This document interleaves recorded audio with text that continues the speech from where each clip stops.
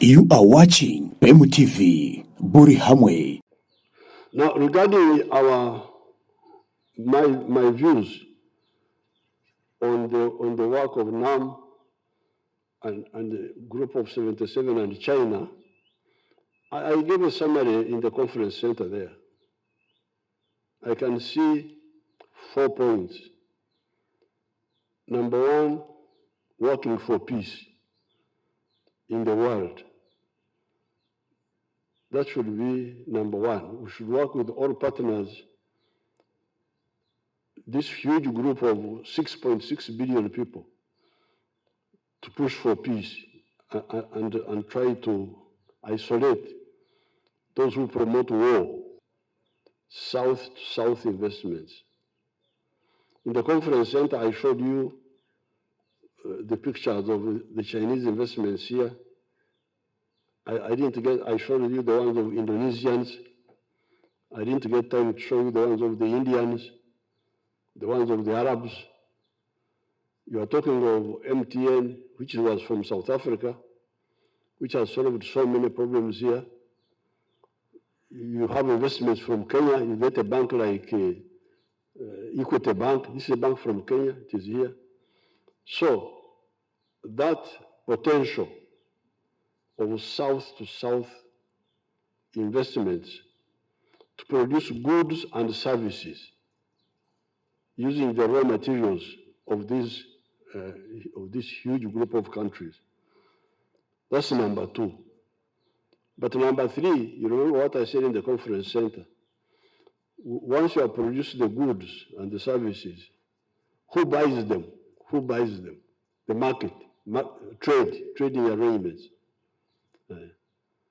That's number three now. Peace, South-South investments, and trade. But then number four, in order to produce goods and services cost effectively, you need investment in infrastructure. And that leads us to the question which JJ was talking about, the question of the financing. How can we work on developing alternative financing to these existing global systems which have not been very well focused? So therefore, I will sit with the team.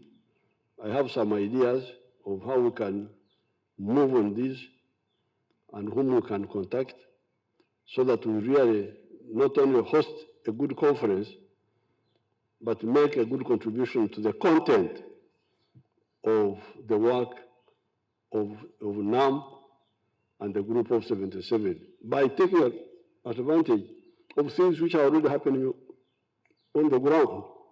Because like I'm telling you, South investment is already taking place. So it is a question of accentuating what is already happening. So I thank everybody who contributed.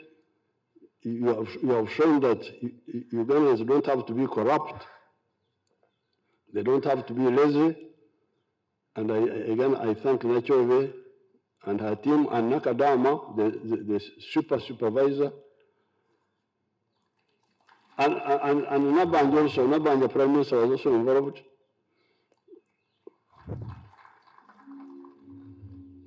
And everybody who was involved. Thank you very much. I wish you good luck.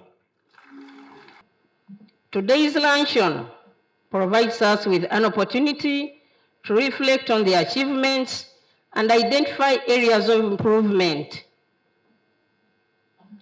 as we see what we have done and what we have not done. Our commitment to continuous improvement will ensure that Uganda remains an inspiration for successful international gatherings. Once again, I thank you all, the members of the organizing committee, for participating and the participating nations, and of course, His Excellency, the President of the Republic of Uganda, and Mama, who was also behind this team to see that everything goes on right. Let us use this occasion to celebrate our accomplishments, learn from our experiences, and strengthen our resolve for future endeavors. To me, this luncheon speaks great volumes of what is on the heart of Mzee and Mama.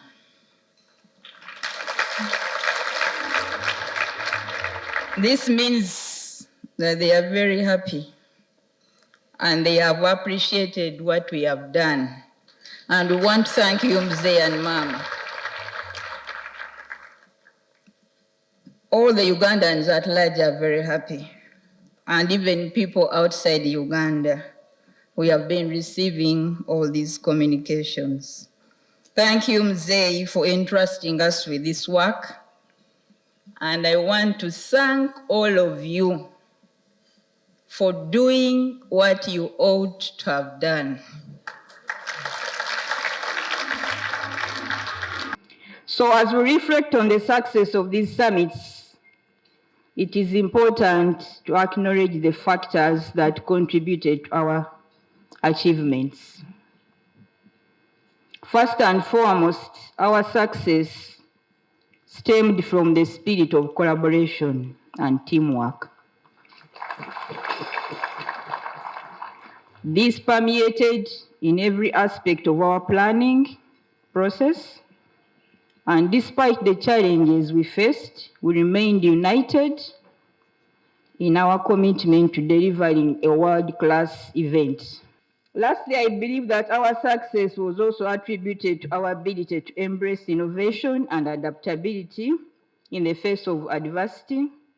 We remained agile and responsive to the evolving circumstances.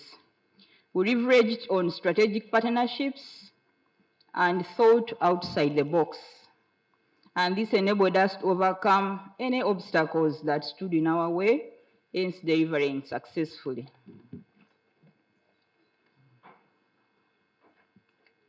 Ladies and gentlemen, we have finished the summits. We have scored the credits. But what next? So what follows is that as Uganda, we must not remain the same after the successful host. Let us not slide back, KCCA in the disorderliness, in the dirt. Let us remain clean. When I pass Munyonyo Road, Gaba Road, it is clean. Let not those market people come back, the dirt, the what.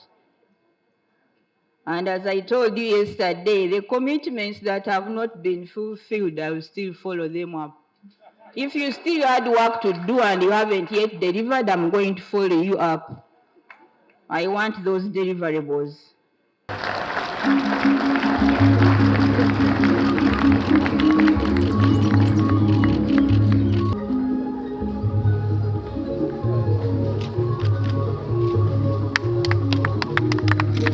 Seven.